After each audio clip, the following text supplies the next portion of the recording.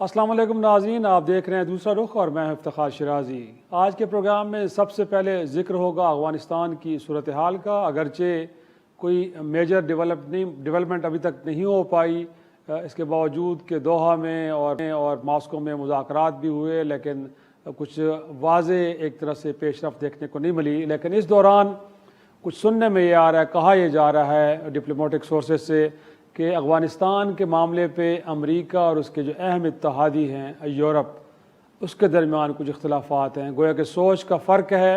और उस हवाले से हम चाहेंगे कि वो क्या सोच का फ़र्क है, अमेरिका क्या चाह रहा है अफ़गानिस्तान के मामले पे और यूरोप की राय या सोच क्या है। हमारे साथ मौजूद है सबसे पहले इस वक्त इम्तियाज़ गुल, तारुफ़ के मोहताज नहीं, सीनियर सहाफ़ी, कॉलम निगार और टेलीविज़न पे भी आप उन्हें देखते रहते हैं, अक्सर उनके तजज़िये सुनते रहते हैं। इम्तियाज़ साहब, सर बहुत शुक्रिया वक्त देने के लिए।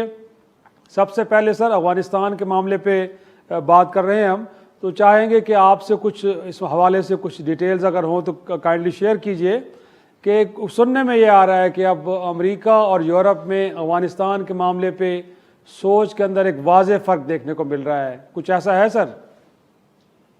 जी शुक्रिया इफ्तिखार।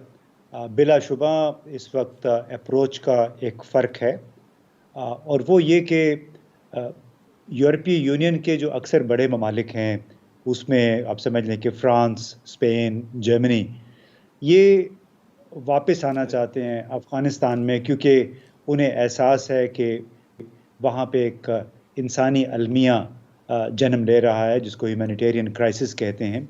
और उसी वजह से यूरोपीय यूनियन ने अफ़गानिस्तान के लिए 1.2 अरब डॉलर का एक पैकेज भी अनाउंस किया हुआ है। लेकिन उस इमदादी पैकेज पे अमल दरामद फ़िलहाल जो ब्लॉक पॉलिटिक्स है, सियासी मसलहत है, उसकी वजह से मुकम्मल तौर पे अभी अमल दरामद हो नहीं रहा। आपको मालूम है कि यूरोपीय यूनियन के अक्सर बड़े ममालिक आम तौर पे एक सेकंड फिडल, या उसको कहते हैं कि फॉलोअर के तौर पे अमेरिका के काम करते रहे हैं। यानी अमेरिका जो चाहता है वो ये ममालिक करते थे।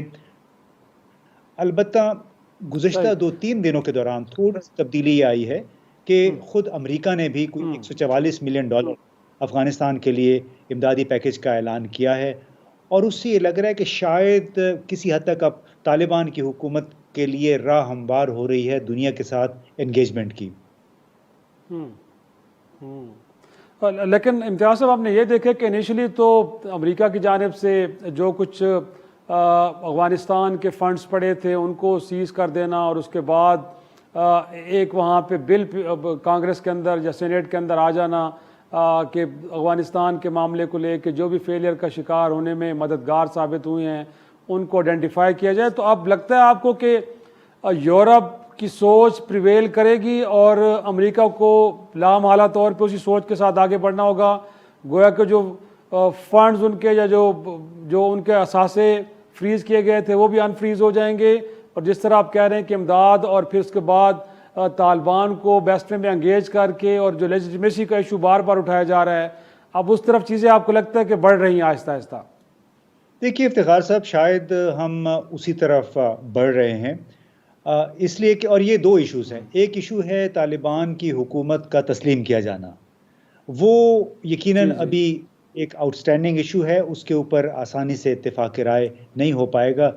दूसरा है ह्यूमैनिटेरियन, यानी इंसानी बुनियादों पे इमदाद। उसके ऊपर लगता है कि अमेरिका और यूरोप के दरमियान कुछ हम आहंगी पैदा हो गई है। दूसरी तरफ जहाँ तक तालिबान की अफ़गानिस्तान के $9 बिलियन फंड्स का मुंजमद होना है अमेरिका में, और इसका तस्लीम किया जाना है कि हुकूमत का, मेरा ख़्याल है कि उसके लिए तमाम ममालिक, चाहे वो मगरिब में हैं, चाहे वो मशरिक़ में हैं, यानी चीन, रूस, पाकिस्तान और तुर्की, ये तमाम ममालिक भी अपना प्रेशर जारी रखे हुए हैं तालिबान पे कि जो दुनिया भर के बाकी मुआशरे जिस तरह नॉर्मल अंदाज में चल रहे हैं, ख़वातीन को पढ़ाई की भी इजाज़त है, तालीम हासिल करने की, नौकरियों की भी इजाज़त है। और दूसरा ये कि गुज़श्ता हुकूमत के जितने गवर्नमेंट एम्प्लॉइज़ थे, जिसको कहते हैं ऑफिशियल जो हैं, उनकी हरासमेंट ना की जाए, उनके ख़िलाफ़ कार्रवाइयाँ ना की जाएँ। तो मैं समझता हूँ कि चीन ने पहली मर्तबा एक बड़ा अमली कदम उठाया है। 18-19 तारीख को उनके वज़ीर ख़ारजा ने बराह रास्त मुलाकातें की हैं दोहा में तालिबान हुकूमत के सीनियर तरीन नुमाइंदों के साथ। उसमें भी उन्होंने एक बार फिर अपना मुतालबा दोहराया कि अफ़गानिस्तान के अंदर एक तमाम नस्ली लसानी ग्रोहों पे मुश्तमिल हुकूमत होनी चाहिए और वहाँ पे तमाम शहरियों को इल्म और तहसील ट्रेनिंग की जॉब करने की आज़ादी हासिल होनी चाहिए। तो ये वो प्रेशर है जो कि मगरिब से भी आ रहा है, मशरिक से भी आ रहा है, अक़वाम मुत्तहिदा भी उसका मुतालबा कर रहा है। तो शायद अफ़गानिस्तान के जो इस वक्त हुक्मरान हैं उनको टेस्ट किया जा रहा है कि कितनी जल्दी वो इस मामले पे बाज़ाब्ता तौर पे इन मुतालबात को तस्लीम करते हैं, जिसके बाद मैं समझता हूँ उनको तस्लीम किए जाने की तरफ और उनके जो फंड्स मुंजमद हुए हैं उनकी तरफ शायद कोई पेशरफ्त हो। मुनासिब।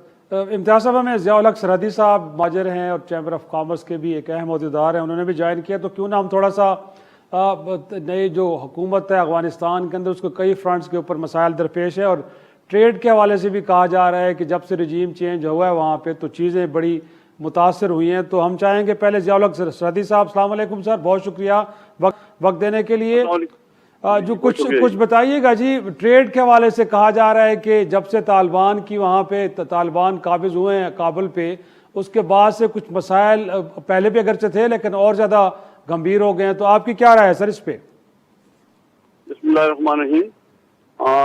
बात यह सर कि जैसे अभी आपने बताया है कि इस वक्त जो सूरत हाल है, जैसे कि आपको पता है कि 15 अगस्त को तालिबान की हुकूमत बनी थी, तो जाहिर है शुरू में कुछ मुश्किलात थी, लेकिन आस्ता आस्ता जब उन्होंने तमाम शहरों पे कब्जा कर लिया तो मसाइल तो जाहिर हैं वो तो है ही हैं।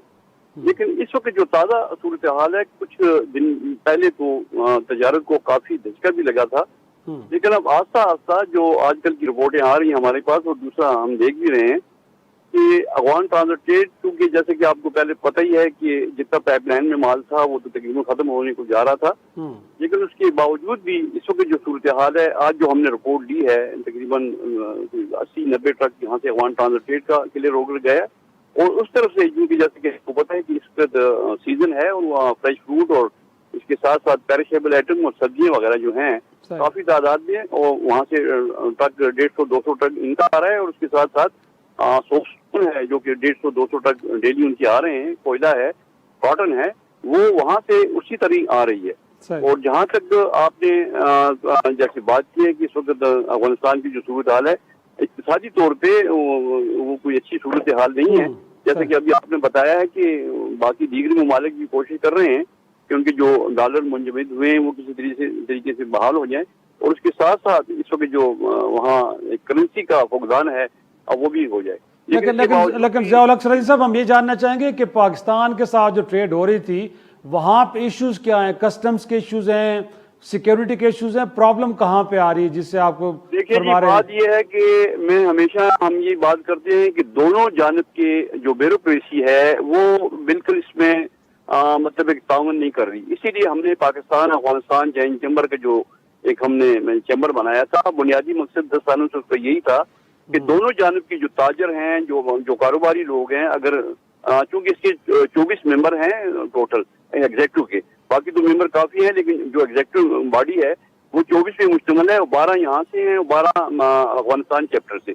इसी तरह खानजान उल कुज़ी जो हैं वो वहाँ के चेयरमैन है और यहाँ जुबैर मोती वाला मतलब हमारे चेयरमैन है। तो इसी तरह मतलब हम मिलजुल के काम कर रहे हैं और काफी हद तक ये पाकिस्तान अफगानिस्तान जो जॉइंट चैम्बर बना है इसमें काफी मसाइल भी हल हुए हैं और इंशाल्लाह उम्मीद तो नजर आई। अभी पिछले इसी महीने को 5 तारीख को एक डेलीगेशन खानजान उल कुज़ी की सरबराही में आया था, वो 2-3 दिन यहाँ पे पेशावर में रहे हैं, फिर प्रेस कॉन्फ्रेंस हुई है, फिर उसके बाद हम इस्लामाबाद गए हैं मैरिज होटल में और दीगर जगहों भी हमारी मीटिंगें हुई हैं FPR से, स्टेट बैंक से और इसके अलावा मिनिस्ट्री ऑफ कॉमर्स थी और तमाम जो मसाइल थे NLC भी था, FIA भी थी, तमाम जितने भी डिपार्टमेंट उसमें इसमें कारोबार में हमारे साथ वो जो कर रहे हैं तो उसमें भी बातचीत हुई है और काफी हद तक जो मसाइल थे उन्होंने बर वक्त उस पर मतलब है कि उन्हें हल करने की कोशिश की और मैं समझता हूँ कि इंशाल्लाह FBR बड़ा ताउन कर रही है और खासकर हमें इम्तियाज भाई बात यह है कि यहाँ सिर्फ कस्टम डिपार्टमेंट नहीं है,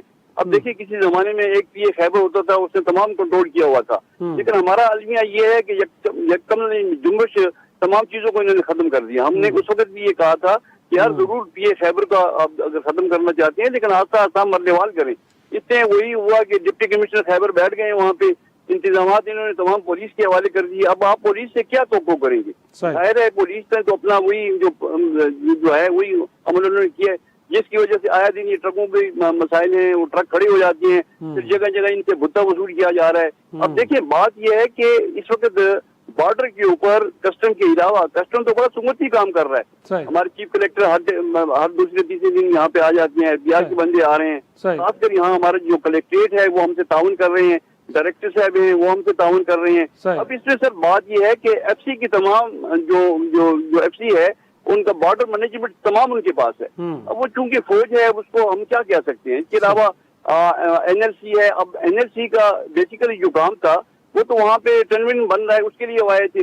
अब उन्होंने भी तलाशी का काम भी उनके हवाले हो गया, स्कैनिंग भी वो कर रहे हैं, तो जाहिर है वो अपने तरीके कार से करते हैं, तो जिसकी वजह से ये बड़े प्रॉब्लम आ रहे हैं। इसी तरह फिर दोरखम के उस पार जो सूरत हाल थी पहले, जैसे कि आपको पता है कि हम हजारों ट्रक हमारे जो अफगान ट्रांजिट स्टेट की उस तरफ गए हुए थे। एक बड़ा मैदान है, तकरीबन 1.5-2 साल से यही हो रहा है कि वो वहाँ पे ट्रक रोक लेते हैं। अशरफ गनी के टाइम पे भी तो 50,000 रुपए से लेकर 1-1 लाख रुपए भुत्ता उनसे लिया जा रहा था। ये तालिबान आए, इन्हें हकीकत है कि तालिबान ने बड़े अच्छे भी काम किए हैं यहाँ पे। एक तो सबसे बड़ा उन्होंने जो टैरिफ रेट था उनका, उनमें काफी नुमाया कमी की। इसके साथ साथ फिर एक खबर डॉक्यूमेंट होता था, उसको पहले शुरू में इन्होंने खत्म किया, लेकिन फिर बहाल किया। लेकिन सरहदी साहब मैं एक छोटा सा ब्रेक लेता हूँ। लगता यह है कि आपकी गुफ्तगू से अंदाजा हो कि मसाइल हर दो तरफ हैं, गोया कि इस तरफ भी और बॉर्डर भी हैं। एक छोटा सा ब्रेक लूंगा और ब्रेक के बाद हम कोशिश करेंगे किस हवाले से हमने एक रिपोर्ट भी बनाई है वो भी नाज़रीन को दिखाएं, और उसके बाद में इम्तियाज साहब से भी इस मामले पे इनपुट लेता हूँ छोटी सी ब्रेक के बाद।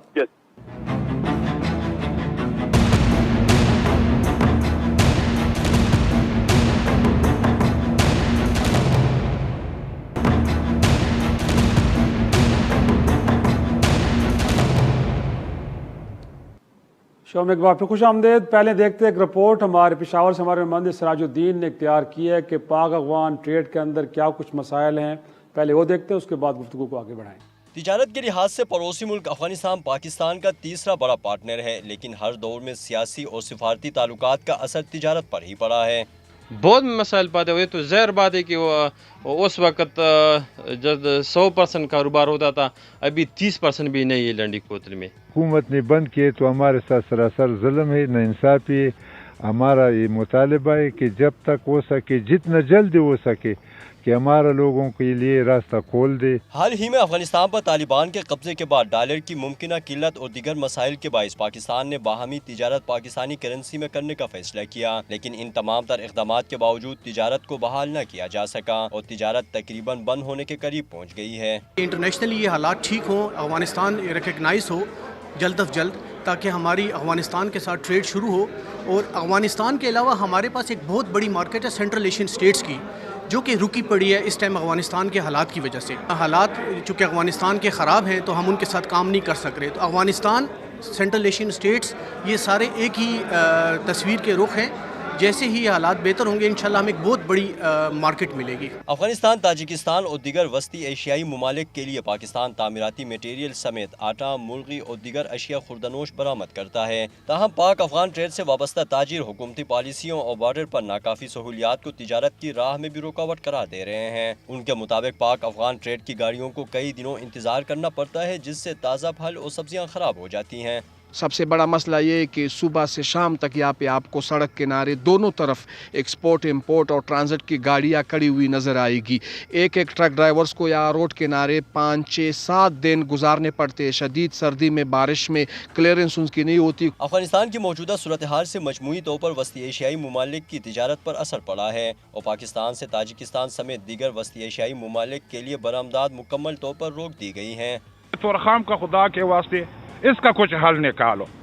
ये हाल ऐसा नहीं है कि 24 घंटे खुला है। आप भी देखो, तोरखाम में भी गाड़ी खड़ा है, खैबर में भी खड़ा है, जमरोद में भी खड़ा है और तिजारत है नहीं। मौजूदा हालात ने ताजिरों को परेशानी में मुब्तला कर दिया है, जबकि उन्हें खदशा है कि अगर बाहमी तिजारत के लिए हालात साजगार ना हुए तो दोनों मुमालिक से स्मगलिंग बढ़ सकती है। कैमरा टीम और साथी रिपोर्टर इज्जत गुल के साथ सिराजुद्दीन, डॉन न्यूज़, पेशावर। जी इम्तियाज साहब, इनफैक्ट क्या लगता है आपको सर, ये अब जिस तरह ज़ियाउल हक सरहदी साहब भी फरमा रहे थे कि ब्यूरोक्रेटिक हर्डल्स हैं, या क्योंकि अब अफगानिस्तान के अंदर हालात बदल गए हैं, सिक्योरिटी के मामलात हैं, और जिस तरह ताजरों को भी आपने सुना कि अब तिजारत की 30% गोया कि रह गई है, 70% कम हो गई, तो सर प्रॉब्लम्स आ कहाँ पे रही है? आपके ख्याल में क्या वजूहात है जिसकी वजह से डिस्टर्ब हुई है तिजारत दोनों मुल्कों के दरमियान? देखिए इफ्तिखार साहब, पहली मसला तो हाल ही में जो पैदा हुआ वो जाहिर है वहाँ पे हुकूमत की तब्दीली की वजह से हुआ। तकरीबन 6 हफ्ते तक तो पता ही नहीं था कि कौन कौन सी वजारत का इंचार्ज है, जिसकी वजह से तमाम मामला धड़ाम से नीचे आ गए। लेकिन हम अगर अपनी साइड पे बात करें कि यहाँ से क्या मसाइल है, तो अब आम तौर पे जितने ताजिर हजरात हैं खुल के बात नहीं करते हैं, लेकिन हमें ये देखना होगा कि एक तरफ उन्होंने इशारा भी किया कि NLC का कंटेनर्स की चेकिंग के साथ क्या लेना देना है। तोरखम से लेके पेशावर तक अफगान ट्रकों को कम से कम 27,000 रुपये बतौर रिश्वत मुख्तलिफ मकामात पे देने पड़ते हैं, नंबर 1। नंबर 2, हम आज भी तोरखम बॉर्डर को 19वीं सदी के तर्ज पे चलाना चाहते हैं। यानी जिस अंदाज से वहाँ पे एक्सपेंशन होनी चाहिए थी उसको खुला करना चाहिए था, नई सड़क बननी चाहिए थी, नए आने जा कुछ उन्होंने टर्मिनल्स तो बनाए हैं लेकिन सड़क वही पुरानी की पुरानी है। यानी वो एक तरफ से आप 10 ट्रकों को छोड़ भी दें, आगे जाके उनको एक ही सड़क पे आना पड़ता है। और दूसरी तीसरी बात जो है, ये जो इन्होंने अब तक किया, हाल ही में पाकिस्तान ने काफ़ी सारे एतमाद साजी के इक़दाम किए, यानी अफ़गान फलों पे सब्जियों पे उन्होंने टैक्स माफ़ कर दिए और खाली कंटेनर्स को दूसरे पॉइंट से भी दाखिल होने की, अफ़गानिस्तान से वापस आने की इजाज़त दी। बहुत सारी सहूलियात पैदा की हैं, लेकिन जब तक फेडरल बोर्ड ऑफ रेवेन्यू यानी कस्टम्स का, NLC का, FC का, इसमें जो एजेंसियाँ हैं ना जो मुख्तलिफ हीले बहानों से ट्रकों को आते जाते ट्रकों से भत्ता वसूल करती हैं, जब तक ये ख़त्म नहीं होगा, जब तक ये सीजनल टैक्सेशन ख़त्म नहीं होगी, उस वक्त तक हमारे ये शिकायत यूं ही जारी रहेंगी। और जब तक अफ़गान ताजिर ख़ुद भी ट्रांजिट ट्रेड के तहत घोस्ट अपने पार्टनर्स का कारोबार नहीं बंद करेंगे, स्मगलिंग नहीं रोकेंगे, उस वक्त तक हमारे FBR के कस्टम के ऑफिशियल भी ट्रिक्स के ज़रिए अपने पैसे बनाने की खातिर और टैक्स ज़्यादा से ज़्यादा वसूल करने की खातिर ये चू चलाकियाँ करते रहेंगे। और बदनाम कौन होगा? पाकिस्तान।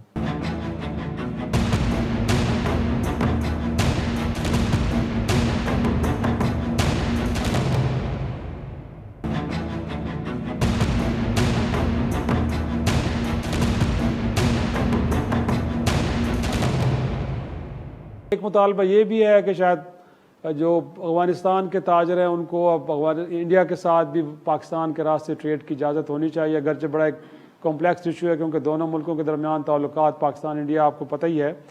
तो ये भी कुछ चीज़ें डूएबल हैं या अभी फ़िलवक्त जो अफगानिस्तान पाकिस्तान ट्रेड है इसी को स्ट्रीमलाइन कर ले तो काफ़ी है? देखिए इस वक्त तो मेरा ख्याल है अफगान ट्रकों को वाघा बॉर्डर तक जाने की इजाज़त है। असल मसला है वहाँ से जब ये ट्रक वापस आते हैं कि आया उनको भारतीय मसनूआत लाने की इजाज़त है कि नहीं। किसी हद तक वो इजाज़त भी है। इस मुतालबा अलबत्ता अफ़गानिस्तान का ये रहा है कि हमारे ट्रकों को आप वाघा क्रॉस करने दें और उधर से उन ट्रकों को आने दें। जैसे भारत अभी इमदाद के तौर पे 40-50 हज़ार टन गंदम भेजना चाहता है या आटा भेजना चाहता है अफ़गानिस्तान, कहते हैं जी वो अब बाय रोड आप जाने दें। ये अब 2 रियासतों के दरमियान जो कि अदम एतमाद है तवील अरसे से, बल्कि 3 रियासतों के दरमियान यानी पाकिस्तान, अफगानिस्तान और इंडिया। तो जब तक ये अदम एतमाद ख़त्म नहीं होता, जब तक सियासी ताल्लुकात इंडिया पाकिस्तान के बेहतर नहीं होते, ये ओवरलैंड यानी पाकिस्तान के रस्ते अफ़गानिस्तान के साथ भारत की तिजारत और अफ़गान ट्रकों का भारत जाना और वहाँ से सामान उठा के लाना, ये मेरा ख्याल एक मसला रहेगा। हमें तो सबसे पहले जो अपने तरीक़ाकार है, अपने कवानीन और ज़वाबित हैं अफ़गान बरामदात के लिए, अफ़गान पाकिस्तान से दरामदात के लिए, वो बेहतर से बेहतर करने चाहिए। और ट्रकों की जो आमद और रफ्त है कंटेनर्स की, उसके लिए रास्ता हमवार करना चाहिए। हमें तो इसी बुनियादों पे नई सड़कें अब तक बना लेनी चाहिए थी, जो कि 20 साल में हम नहीं बना सके। बिल्कुल सही, बिल्कुल। सरहदी साहब, मैं आपकी तरफ आऊँगा। इनफैक्ट जैसे मैंने पहले भी कहा, पाकिस्तान के सिक्योरिटी इदारे बरह रास्त अफगानिस्तान के मामलात को देख रहे हैं, तो सर कोर कमांडर वहाँ पे बैठे हैं, क्या उनको भी आपने एंगेज किया है अपने चैम्बर ऑफ कॉमर्स के थ्रू कि किस तरह वहाँ पे आपने NLC का जिक्र किया, कुछ बाकी इदारों का जिक्र किया जहाँ से आपको लगता है कि हर्डल्स आ रही हैं, तो उनसे कोई गुफ्तगू हुई और वहाँ से भी आपको लगता है कि कोई एक फैसिलिटेशन या वहाँ से मसाइल को हल करने की कोशिश हो रही है? देखिए जी, बात यह है कि जैसे कि मैंने अभी कहा था कि खानजान उल-कुजी जब आए हैं तो वापसी पे जिस वक्त हम उनको तोरखम बॉर्डर छोड़ने के लिए गए, तो क्योंकि उनकी ये ख्वाहिश भी थी, बल्कि इससे पहले भी हुआ कि चमन बॉर्डर पे भी एक मीटिंग हमारी हुई थी 2 महीने पहले, और उनकी ख्वाहिश थी कि 0 पॉइंट के ऊपर तोरखम पे भी मीटिंग हो। लेकिन चूंकि उन दिनों में 0 पॉइंट पे जरा सी सख्ती थी, तो फिर हमने कस्टम से रिक्वेस्ट की, और फिर जो कस्टम का जो वहाँ पे हाल था जो उन्होंने बनाया हुआ था इन मीटिंगों के लिए, तो फिर हमारी वहाँ पे मीटिंग हुई खानजान उल-कुजी से, और इसमें हमने FC को भी और NLC को भी बुलाया था। लेकिन इत्तेफाक से NLC तो आ गई थी, लेकिन FC की कोई वहाँ पे नहीं आई, जिसकी वजह से हमें बड़ा दुख भी हुआ कि ये अहम इशू था और इसके लिए उनको आना चाहिए था। लेकिन बहरहाल हमने जो अपना पैगाम था, जो हमारे उस वक्त भी जो हमारे तफाजात थे, उस मीटिंग में हमने गए, और ये बड़ा अच्छा हुआ कि हमारे कराची से जो हमारे DG ट्रांजिट थे वो भी तशरीफ लाए थे इसमें, और यहाँ का जो अमला था पेशावर में डायरेक्टरेट ट्रांजिट और जो कलेक्टर थे वो भी वहाँ पे आए हुए थे, और जितने भी मसाइल थे खासकर तो हम बॉर्डर के हवाले से हमने वहाँ पे बताए उनको, और उसमें NLC को भी हमने कहा कि यार आपने यहाँ पे जो एक लूट मार का बाजार गर्म किया हुआ है, इस पर जरा सा मेहरबानी करें, आप अपना जो है आए दिन आप रेट बढ़ा देती हैं, जिसकी वजह से हमारे कारोबारी लोग, बल्कि कारोबारी लोग ये बैठे हुए हैं जो कि खानजान उल-कुजी के साथ आए हुए थे। मैंने कहा हम तो बैठिए थे बॉर्डर एजेंट यहाँ पे काम कर रहे हैं, और मसाइल इनके हैं, 1 लाख का भी बिल बने या 10,000 का बिल, हमने वसूली इनसे करनी होती है। हम तो यहाँ पे ये सहूलतें दे रहे हैं, 12 इनके तफाजात हैं, इनको ठीक करें। तो हमसे फिर उन्होंने ऐसे पैमान भी किया कि जी इंशाल्लाह हम इस पे भी गौर करेंगे और इस पे भी हम इस मसाइल का हल निकालेंगे। लेकिन बदकिस्मती से वहाँ पे अभी तक वो मसाइल यूं के त्यों हैं। अब सबसे बड़ा अलमिया हमारा ये है कि हम तो जाहिर है वहाँ पे बैठ के मीटिंग भी कर लेते हैं, लेकिन उस पर नोटिफिकेशन भी नहीं होता, अगर होता भी है तो अभी तक देखें बात यह है कि जो इन्होंने ₹5 की बात की थी, ये ₹5 में अपना रज़ाक दाऊद साहब ने भी ऐलान कर दिया था जी कि ₹5 में हम इजाजत देंगे। वो तो इजाजत अखबारों में बड़ी बड़ी खबरें लग गई, लेकिन नोटिफिकेशन उसका अभी तक नहीं आ सका, जिसकी वजह से बड़े मसाइल हैं। इसके अलावा बाकी चीजें भी हैं जो जिसमें काफी मसाइल हैं। तो हम बार बार ये चिल्ला रहे हैं कि अगर तिजारत को सही करना है तो जो रुकावटें हैं उसको दूर किया जाए, और जितने भी ये महकमे हैं अपने तौर पे इस पे संजीदगी से गौर करें। और दूसरा सबसे बड़ा मसला ये है कि अफगान ट्रांजिट ट्रेड जो कि 10 सालों से जिसका अभी तक इन्होंने उसमें उसकी तरमीम नहीं की, और ये बिल्कुल आखिर पे है। और जैसे कि हम सुन रहे हैं कि 90% काम इस पे हो चुका है और 10% जो है वो बकाया है। लेकिन सर बात यह है कि ये 90% भी जो काम हुआ है हमें एतमाद में नहीं ली गया। इसमें हम बार बार ये बात करते हैं कि स्टेक होल्डर जो है इसमें एजेंट है, फॉरवर्डिंग एजेंट है, इनसे भी कोई राय नहीं। मुआहिदा देखिए, अगर ये इतना फहाल होता तो इन 10 सालों में ये तजारत बहुत ज्यादा बढ़ती। और क्योंकि 70% हमारी तजारत चाबहार और बंदरवास के रास्ते मुंतकिल हो गई। लेकिन सरहदी साहब, क्योंकि आप बिजनेसमैन हैं, आपके इंटरेस्ट हैं और यकीनी तौर पे आप मुल्क के इंटरेस्ट को भी देख रहे हैं, इस वक्त जो एक और बात की जा रही है कि भारत और अफगानिस्तान के दरमियान बरह रास्त ट्रेड और पाकिस्तान के रास्ते गोया के ट्रक आए जाएं, आपको लगता है कि वो फिजिबल होना चाहिए या ताजिर बिरादरी? देखिए बात ये है कि तो बड़ा इनका मुतालबा भी ये अशरफ गनी के दौर में भी हमेशा ये बात करते थे कि देखिए हमने इंडिया को तो वैसे भी ट्रांजिट में इजाजत है, लेकिन वो कराची के रास्ते है, बाशिप आ सकता है। अब वो कहते हैं लैंड रूट की इजाजत दी जाए। अगर लैंड रूट की इनको इजाजत दी जाए तो हमारे जो कारखानेदार हैं, हमारे जो कारोबारी लोग हैं, वो तो तबाह हो जाएंगे। हम किसे इनको ये अभी तक उन्होंने ये 70-75 सालों ने हमारे वजूद को उन्होंने तस्लीम किया नहीं है। अब हमारी आए दिन उनके साथ जरबे होती रहती है, तो हम किस तरह उनको ये इजाजत देने की भाई आप लैंड रूट के रास्ते सामान अपना लाएं? तो ये तो नामुमकिन सी बात है, क्योंकि हमने अपना भी अपने मुल्क का भी दफा करना है, हमने अपने जो हमारे तहफ़्फ़ुज़ात हैं वो भी हमने बताए हैं। इसलिए ये मुआहदे, लेकिन ये है कि जिस दिन की ये इनकी हुकूमत आई है ये मामला जरा सा ठंडा हुआ है। तो बहरहाल हम ये जो चीज़ है वो तो हम किसी कीमत में भी हम इसको कबूल करने के लिए तैयार नहीं है। बाकी जो है इस तरफ भी अभी भी फ्रेश फूड जा रहा है, ड्राई फूड जा रहा है, वाघा बॉर्डर के रास्ते जा रहा है। लेकिन अब ये कहते हैं कि इनके ट्रक वहां तक जाएं और उनका सामान लेकर आए, तो जो हमारी ट्रांसपोर्ट जो हमारी है तो बेड़ा गर्क हो जाएगा। दुरुस्त दुरुस्त। ज़िया-उल-हक सरहदी साहब, इम्तियाज़ गुल साहब, दोनों मेहमानों का शुक्रिया अदा करेंगे।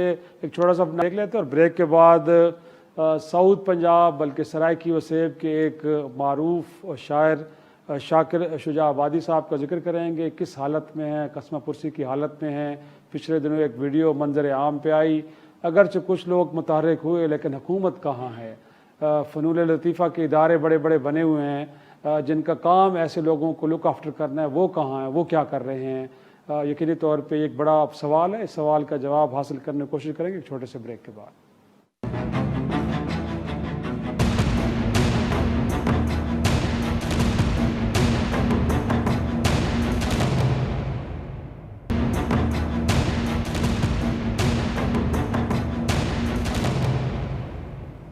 प्रोग्राम में एक बार फिर खुश आमदेद नाजरीन। ज़िक्र करेंगे सरायकी वसेब के एक मारूफ शायर शाकिर शुजा आबादी साहब का। और नाजरीन, आपको जैसे कि मालूम है कि शायर अदीब जिन्हें कहा जाता है कि किसी भी मुल्क के उस मुल्क के उस इलाके के माशरे तहजीब व तमद्दन के अमीन होते हैं और ये लोगों को एक तरफ नई सोच देते हैं।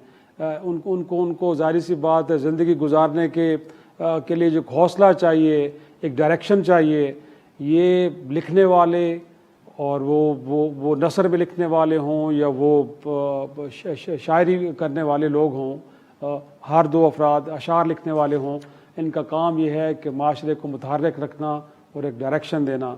लेकिन ख़ुद ये लोग के जो लोगों के अज़हान को तब्दील करते हैं और मुसीबत में डालते हैं और उनके अंदर एक तहरीक पैदा करते हैं, उनका अपना क्या हाल है। तो यकीनी तौर पे एक वीडियो जो यकीनी तौर पे आप इस वक्त अपनी स्क्रीन पे देख रहे होंगे, शाकिर शुजा आबादी साहब एक बहुत बड़ा नाम है। गोया कि सरायकी इलाका जो पाकिस्तान का सबसे बड़ा इलाका तस्वर होता है ज़बान के हवाले से, उस इलाके से ताल्लुक़ रखने वाले मुल्तान में रहते हैं और इस वक्त शदीद अलील हैं और कसमा पुरसी की ज़िंदगी में हालत में ज़िंदगी बसर कर रहे हैं। और उनके पास गोया के इलाज के लिए जो एक ज़रूरी वसाइल होते हैं वो भी उन्हें मुयस्सर नहीं हैं। यकीनी तौर पे ये जब वीडियो सामने आई है तो उसके बाद कुछ मुखय्यर हजरात ने ज़रूर एक कोशिश की है, लेकिन ये काम हुकूमतों का हुआ करता है और यकीनी तौर पे इस हवाले से बड़े बड़े इदारे कायम हैं जिनका काम ये है कि वो फ़नून लतीफ़ा से बिलखुसूस ये जो हमारे अदीब हैं, जो शायर हैं, उनकी फलाह व बहबूद और उनका ख्याल रखने के हवाले से अपना काम करें। लेकिन लगता ही है कि वो इदारे अपना काम नहीं कर रहे। अहमद फराज साहब किसी तारुफ के मोहताज नहीं है, पाकिस्तान के मशहूर शायर हैं, इस वक्त हमारे साथ वो मौजूद हैं। अगरचे हमारी कोशिश थी कि पंजाब हुकूमत बिलखुसूस या वफाकी हुकूमत से कोई नुमाइंदा भी होता हम ज़रूर उनसे पूछते, लेकिन कोई मुयस्सर नहीं है। अहमद फराज साहब, बहुत शुक्रिया सर वक्त देने के लिए। क्या कहेंगे सर, ये कोई पहला वाक़या नहीं है, इससे पहले भी हम देख चुके हैं इस मुख्तलिफ फ़नून लतीफ़ा से वाबस्ता अफराद उनके हालात कुछ ज़्यादा अच्छे नहीं और जब इस तरह के मसाइल का शिकार होते हैं उन्हें मदद करने वाला कोई नहीं होता। सर क्यों इतनी बेहसी है हुकूमती एंड पे? सिराज साहब बहुत शुक्रिया। एक तो आपने इस बहुत अहम मसले को उठाया और उस पर बात की और ये बहुत कम में 2-3 दिन पहले एक और चैनल पर मैंने बात की थी और आई थिंक उसके बाद ये वाहिद आप हैं कि जो इस मसले को अहमियत देकर इसको उठा रहे। एक तो गुजारिश है शिराजी साहब के हमारे यहाँ बदकिस्मती से कि हमारे लेजेंड्स में और मशाहिर में और इन्फ्लुएंसर्स में अब दानिश्वर और शायर और राइटर्स रह नहीं गए। और उसमें एक बदकिस्मती ये भी है कि हमारे जो लिखने वाला तबका है उसकी नुमाइंदगी भी अब वो लोग कर रहे हैं जिनको मैं डाइजेस्ट राइटर्स कहता हूँ या मैं उनको प्रोपेगेंडिस्ट कहता हूँ। तो वो जो असल और असील राइटर्स थे, शायर थे, वो किसी भी जुबान में से, यानी कि आप ये देखिए कि अगर आप इस वक्त पाकिस्तान में 5 बड़े शायर निकालें, 5 बड़े राइटर निकालें सारी जुबानों के, तो उसमें शाकिर शुजा आबादी का नाम जरूर आता है। शाकिर शुजा आबादी को लोग शेक्सपियर भी कहते हैं सरायकी का, उन्हें लोग जो है फैज भी कहते हैं सरायकी का। वो सरायकी का सबसे बड़ा शायर, इसमें कोई दो राय नहीं, यानी सबसे बड़ा शायर।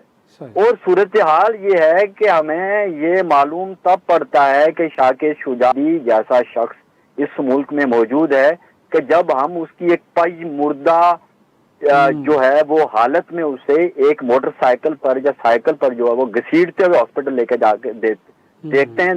Then we came to know कि शाकिर शुजा आबादी का वजूद है। इससे बड़ा अलमिया, इससे बड़ी बेइज्जती, इससे बड़ी गफलत सोसाइटी की सतह पर भी, इंतजामी सतह पर भी, हुकूमती सतह पर भी क्या हो सकती है? ये इंतहाई शर्मनाक है। और मेरे लिए बीइंग अ पोएट मुझे शर्म आती है कि हम शायर हैं और हमारा ताल्लुक है सोसाइटी से। फरहाद साहब, साबिक वज़ीर आज़म यूसुफ गिलानी का ताल्लुक उसी शहर से, इस वक्त मौजूदा वज़ीर ख़ारजा, बल्कि कई हुकूमतों से वज़ीर ख़ारजा चले आ रहे हैं, उनका ताल्लुक उसी शहर से। सर ये क्या हो रहा है? वाकई आपको लगता है कि हुकूमत की तरजीहात में शायद अदीब शायर ये आते नहीं हैं? और उसके साथ साथ मैं ये भी जानना चाहूँगा कि सर कुछ इदारे अकादमी अदबियात के नाम से, मुक़्तदरा कौमी ज़बान के नाम से, और यकीनी तौर पे सूबाई सतह पे भी ऐसे कई इदारे होंगे, मिनिस्ट्रीज़ बनी हुई हैं सर, जिनका नाम वजारत इत्तलात हो, नशरियात और सकाफ़त, पता नहीं क्या कुछ। वो लोग क्या कर रहे हैं सर?